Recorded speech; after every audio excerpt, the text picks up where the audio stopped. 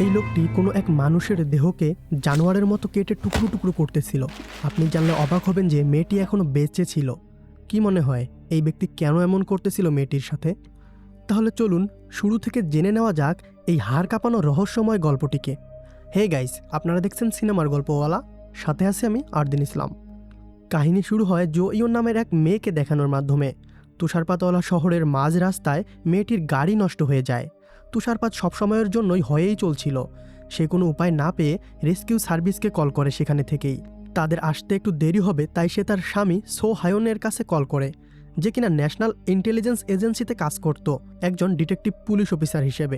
জো ইয়ন তার স্বামীর কাছে তার গাড়ি নষ্টের বিষয়ে জানায়। ঠিক এই সময়ে এক অচেনা ব্যক্তি মেয়েটির গাড়ির কাছে আসে এবং বলে তিনি গাড়িটি ঠিক করে দিবেন।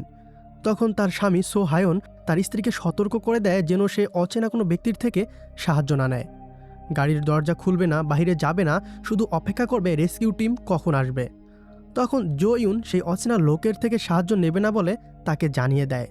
তখনই সে অচেনা ব্যক্তি একটি হাতুড়ি নিয়ে তার উপরে হামলা করে। তার গাড়ির জানালা ভেঙে গেলে জো ইয়নের উপরে হামলা করে বসে এবং তাকে আহত করে টেনে হিঁচড়ে একটি শুনশান জায়গায় নিয়ে আসে।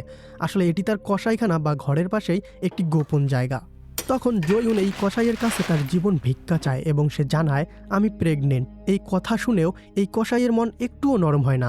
সে সেখানেই মেয়েটিকে টুকরো টুকরো করে কেটে বাক্সবন্দি করে। ওই সময় জো ইয়নের হাত থেকে এঙ্গেজমেন্ট করা আংটি নালার কাছে এসে পড়ে থাকে। এরপরে সে সেখানে রক্তগুলো ধুইয়ে মুছে জায়গাটি পরিষ্কার করে রাখে। তাহলে চলুন জেনে নেওয়া যাক এর পেছনে কোন রহস্য জড়িয়ে রয়েছে। এর বেশ কিছুদিন পরেই একটি পুলের নিচে 3টি ছোট বাচ্চা খেলা করতেছিল।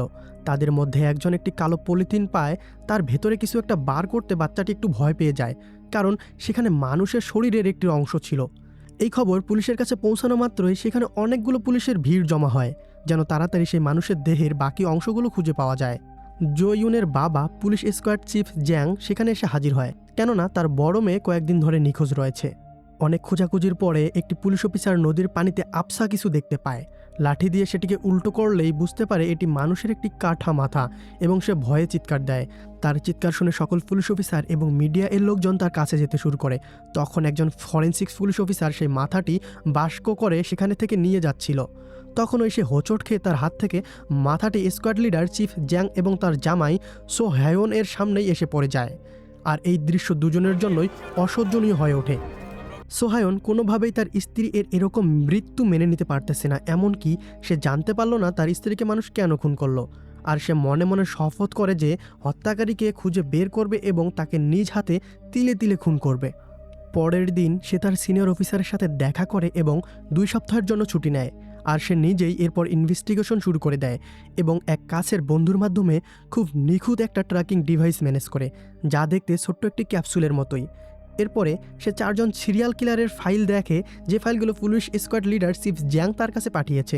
চিফ জ্যাংও মনে মনে চায় তার মেয়ের খুনের মৃত্যু এমনভাবে হোক যেন এরকম শাস্তি কোনো বিচারক তাকে দিতে না পারে। এরপরে সোহায়ন তার সন্দেহভাজনের মধ্যে প্রথম জনের ঘরে এসে পৌঁছায়। আর সেই ব্যক্তি নিজের এক দুনিয়ার মধ্যেই ব্যস্ত ছিল, সেটি আপনারা বুঝে নেন। তো যাই হোক, তখন সোহায়ন তাকে মেরে চেয়ারে বেঁধে জো ইয়নের সেই গাড়ি এবং তার আশেপাশের তোলা ফটো দেখায়। কিন্তু তাকে জিজ্ঞাসাবাদের পরে এটি জানা যায় যে আসলে ওই ব্যক্তি ওই দিন খুনের পিছনে ছিল না। এরপর সেখান থেকে সোহায়ন চলে যায় এবং দ্বিতীয় সন্দেহভাজনকে খুঁজতে থাকে। দ্বিতীয় সন্দেহভাজনের আশেপাশে গেলেই সে দেখতে পারে সেই ব্যক্তি বাইকের মাধ্যমে কিছু ডেলিভারি দিচ্ছে। সে সোজা তার বাইকে লাগিয়ে দেয় এবং সেই সন্দেহভাজন গাড়ি থেকে পড়ে গেলে সে তাকে ধরে ফেলে এবং তাকে সেই রাতের ফটো দেখিয়ে জিজ্ঞাসাবাদ করে। কিন্তু জিজ্ঞাসাবাদের পরে এবারও বুঝতে পারা যায় যে এই সন্দেহভাজন সেদিন রাতের হত্যার সাথে জড়িত নয়। নিরাশ হয়ে সে নিজের বাসায় চলে আসে। এখনও বাকি রয়েছে 2 জন সন্দেহভাজন। তো তৃতীয় নম্বর সন্দেহভাজন হচ্ছে কিয়ং চুল। ওই সময় সে তার পরবর্তী শিকার খোঁজার জন্য বেরিয়েছিল। এক শুনশান জায়গার মধ্যে একটি যুবতী মেয়ে বাসের জন্য অপেক্ষা করতেছিল। তখন সেই মেয়েটি কিয়ং চুলের নজরে পড়ে যায়। সে তাকে বলে আজ রাতে এখানে বাস আসবে না, তাই আমার গাড়িতে ওঠো, আমি তোমাকে তোমার গন্তব্যে পৌঁছে দিচ্ছি। মেয়েটি বিশ্বাসের সহিত তার গাড়িতে উঠলে কিছু দূর যাওয়ার পরে সে সেই মেয়েটিকে একইভাবে হাতুড়ি দিয়ে মাথায় আঘাত করে মেয়েটিকে বেহুশ করে রাখে এবং সে সেই মেয়েটিকে তার সেই কসাইখানা নিয়ে আসে এবং খুব জঘন্যভাবেও মেয়েটিকে হত্যা করে ফেলে। পরের দিন সোহায়ন কিয়ং চুলকে খোঁজার উদ্দেশ্যে তার বাসায় চলে আসে এবং তার বাবা মায়ের কাছে ইন্স্যুরেন্স এজেন্টের পরিচয় দিয়ে জিজ্ঞাসাবাদ করে। তার মায়ের থেকে জানা যায় কিয়ং চুল অনেক আগেই এই বাড়ি ছেড়েছে। তবে কিয়ংচুলের ছেলে জানতো যে তার বাবা বর্তমান সময়ে কোথায় থাকেন। সোহায়ন ঠিকানা পাওয়ার পরে কোনো সময় নষ্ট না করে সেই জায়গায় এসে পৌঁছায় এবং সরাসরি তার ঘরে ঢুকে পড়ে। তবে সেখানে কিয়ংচুল ছিল না। তার ঘর তল্লাশি করার সময় ড্রয়ারের মধ্যে মহিলাদের অনেক রকম কাপড় দেখতে পায় সে, এবং একটি গুপ্ত দরজা খুঁজে পায় যে দরজাটি দিয়ে সোজা কিয়ংচুলের কসাইখানায় প্রবেশ করা যায়। তখনই সোহায়নের নজর পড়ে যায় ময়লা যাওয়ার নালা এর পাশে পড়ে থাকা জো ইউনের আংটিটির উপরে। আর এখন সে পুরোপুরিভাবে নিশ্চিত হয় যে কিয়ংচুল হচ্ছে তার স্ত্রী এর আসল খুনি। তখন পুলিশ খবর পেয়ে কিয়ংচুলের নামে ওয়ারেন্ট জারি করে এবং তাকে অ্যারেস্ট করতে সেই স্কুলে আসে যেখানে কিয়ংচুল বাচ্চাদেরকে স্কুল থেকে বাসায় পৌঁছে দেওয়ার কাজ করত। কিন্তু এখানে পুলিশরা কিছুটা দেরি করেই পৌঁছায়। সে অনেক আগেই বাচ্চা মেয়েদের নিয়ে বাড়ি পৌঁছে দেওয়ার উদ্দেশ্যে বের হয়ে গেছে। কিয়ংচুল ভালো করেই জানতো যে একটি মেয়ে সর্বশেষ গিয়ে নামবে। এই একাকিত্বের ফায়দা উঠিয়ে সে মেয়েটিকে কিডন্যাপ করে তার সেই কসাইখানায় নিয়ে আসে। কিন্তু শেষে মেয়েটির সাথে কিছু করার আগেই সেখানে সোহায়ন চলে আসে। কিয়ংচুল ভাবে যে সোহায়ন একদম একা এবং দুর্বল পুলিশ অফিসার, তাই সে তার উপরে আক্রমণ করে। কিন্তু তখন সোহায়ন তাকে ভীষণভাবে মারে। তার হাতে তখন সুযোগ ছিল কিয়ংচুলকে সেখানেই খুন করে তার স্ত্রীকে হত্যার প্রতিশোধ নেয়ার। কিন্তু সে তখন কিয়ংচুলকে খুন করে না, কারণ এই ভয়ানক খুনের জন্য এরকম মৃত্যু অনেক সহজ হয়ে যাবে। সোহায়ন চায় তাকে বাঁচিয়ে রেখে তিলে তিলে কষ্ট দিয়ে এরপরে মেরে ফেলবে। তার বন্ধু এর থেকে নেওয়া ট্র্যাকিং ডিভাইসটি কিয়ংচুলের মুখ দিয়ে পেটের ভিতরে ঢুকিয়ে দেয় এবং তার হাত থেতলে ভেঙে দেয়। যখন কিয়ংচুল হুঁশ ফিরে পায়, তার পাশে একটি খাম দেখতে পায়, আর খামটির মধ্যে ছিল কিছু অংশের টাকা। এই টাকা সোহায়ন জেনে বুঝে রেখে গিয়েছে যেন সে একটু সুস্থ হতে পারে, কারণ সোহায়ন চাইছে খুনি যেন তাড়াতাড়ি কোনোভাবেই না মরে। কিয়ংচুল রাস্তায় এসে একটি ট্যাক্সিতে উঠে শহরের দিকে রওনা দেয়। আর এখানে থেকেই সোহায়নের শাস্তি দেওয়ার তীব্রতা আরও বেড়ে যায়। শহরের দিকে যাওয়ার সময় কিয়ংচুল খেয়াল করে ট্যাক্সির ভিতরে এক আজব মহল হয়ে রয়েছে। সে দেখতে পায় ট্যাক্সি ড্রাইভারের সাথে ড্যাশবোর্ডে লাগানো লাইসেন্সের কোনোভাবেই মিলতেছিল না। তখনই সে বুঝতে পারে সে এখন আবার আরেকটি নতুন চক্রান্তের জালে ফেসে গেছে। ড্রাইভার এবং পিছনে বসে থাকা ব্যক্তি আসলে ছিনতাইকারী। তারা দুজন কিছু বুঝে ওঠার আগেই কিয়ংচুল তাদের দুজনকে ছুরি দিয়ে আহত করে ফেলে এবং ট্যাক্সিটি নিজের দখলে নিয়ে নেয়। এরপরে পিছনের ডিগ্গি খুলতেই সে দেখতে পায় গাড়ির মালিককে মেরে সেখানে বেঁধে রেখেছে ওরা দুজনেই। তখন সে তিনজন ব্যক্তিকেই জঙ্গলের এক কোণায় ফেলে রেখে গাড়ি নিয়ে শহরের দিকে চলে যায়। সকাল হতেই সে একটি প্রাইভেট ক্লিনিকে পৌঁছে যায় এবং নিজের ট্রিটমেন্ট নেয়। আর সেখানে একটি নার্সকে দেখে তার ভেতরে রাক্ষস স্বভাব জেগে ওঠে। সে নার্সের রুমে ঢুকে দরজা বন্ধ করে দিয়ে তার সাথে খারাপ কাজ করার জন্য হুমকি ধামকি দিচ্ছিল সেই মেয়েটিকে। এই সময় অপর প্রান্ত থেকে ট্র্যাকিং ডিভাইসের মাধ্যমে সকল কথাবার্তা শুনে সোহায়ন সময় নষ্ট না করে খুব তাড়াতাড়ি সেখানে পৌঁছে যায়, সেই রুমের ভিতরে আসে এবং ঠিক আরেকবার কিয়ংচুলকে নীতিমালার শিক্ষা দিয়ে দেয়। যাওয়ার আগে সে কিয়ংচুলের এক পায়ের শিরা পুরোপুরিভাবেই কেটে দেয় এবং নার্সকে বলে দেয় তার ট্রিটমেন্ট নাও সে যেন বেঁচে থাকে, কারণ আমি চাই তার ভিতরে আরও বেশি আতঙ্ক ঢুকিয়ে দিতে। জ্ঞান ফিরে আসার পরে কিয়ংচুল আবারও সেই ট্যাক্সির পাশে নিজেকে দেখতে পায়। এখন তার সন্দেহ হচ্ছে সেই পুলিশ অফিসার তাকে কিভাবে বারবার খুঁজে পাচ্ছে। তার এরকম লুকোচুরি খেলা পছন্দ হয় না। রাগে ক্ষোভে সে একলা একলা চিল্লাচ্ছে আর বলতেছে আমার সাথে এরকম ব্যবহারের পরিণাম খুবই খারাপ হবে।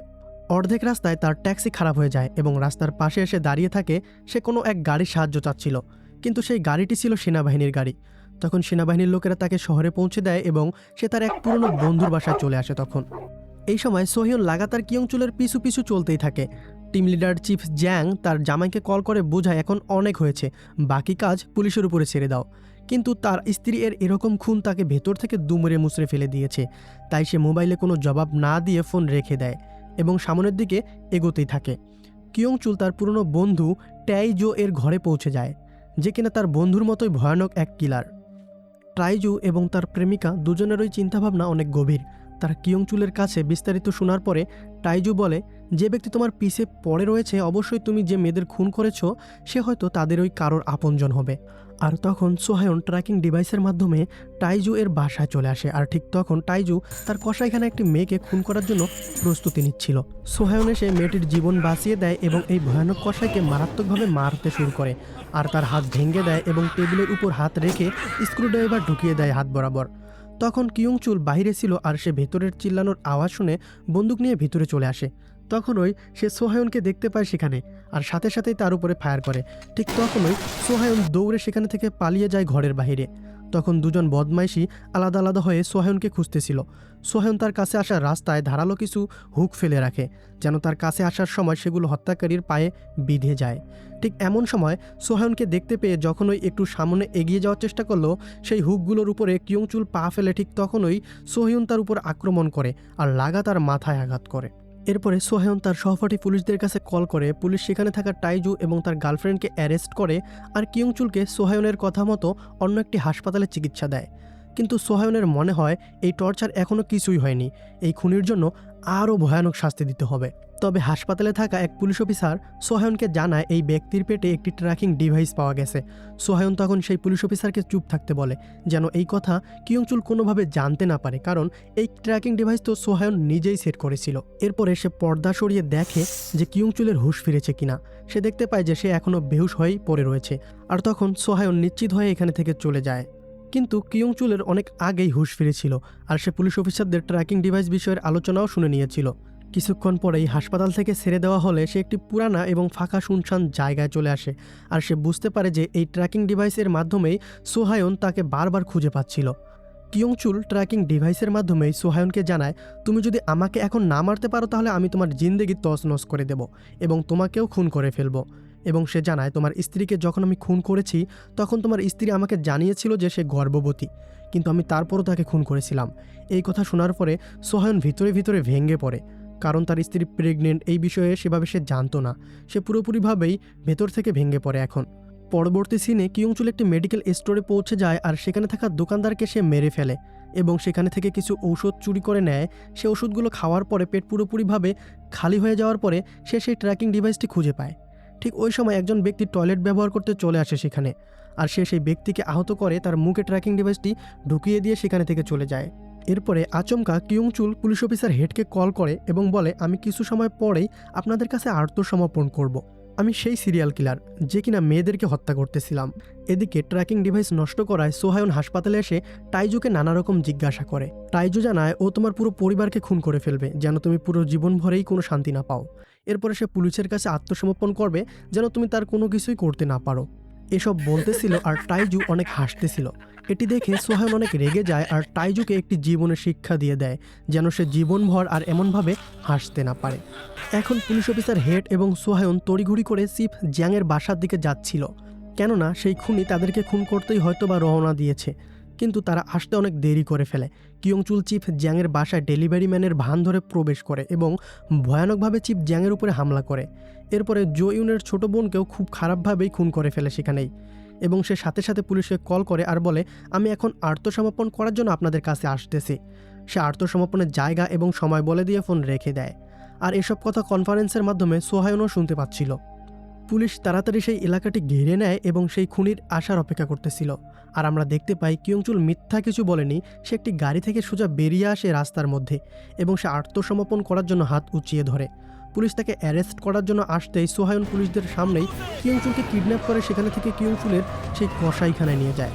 সে তাকে একটি বিশাল গিলোটিন মেশিনের নিচে বেঁধে রাখে এবং মুখে একটি রশি গুঁজে দেয় যা দরজার সাথে বাঁধা ছিল। যদি মুখ থেকে রশি খুলে যায় তাহলে বিশাল গিলোটিন তার শরীর থেকে মাথা আলাদা করে দেবে। কিয়ংচুলের মৃত্যুর সব নীল নকশা তৈরি করার পরে সোহায়ন সেখানে থেকে চলে যায়। তবে যাওয়ার আগে সে কিয়ংচুলের পরিবারকে ফোন করে তার ছেলেকে বাঁচানোর জন্য সেখানে আসতে বলে। পরিবারের তিনজনই অনেক ভয়ে সেখানে পৌঁছে যায় আর তাদের ছেলেকে খুঁজতে থাকে। ভেতর থেকে কিয়ংচুল তার পরিবারের লোকেদের আওয়াজ শুনতে পাচ্ছিল এবং সে ভয় পেয়ে যায়, কারণ দরজা খুললেই বিশাল গিলোটিনের বেলেট তার মাথা আলাদা করে ফেলবে। তার পরিবার তাকে খুঁজতে খুঁজতে দরজার কাছে এসে ঘরের দরজা খুলে ফেলে এবং সাথে সাথে গিলোটিন তার মাথা আলাদা করে ফেলে।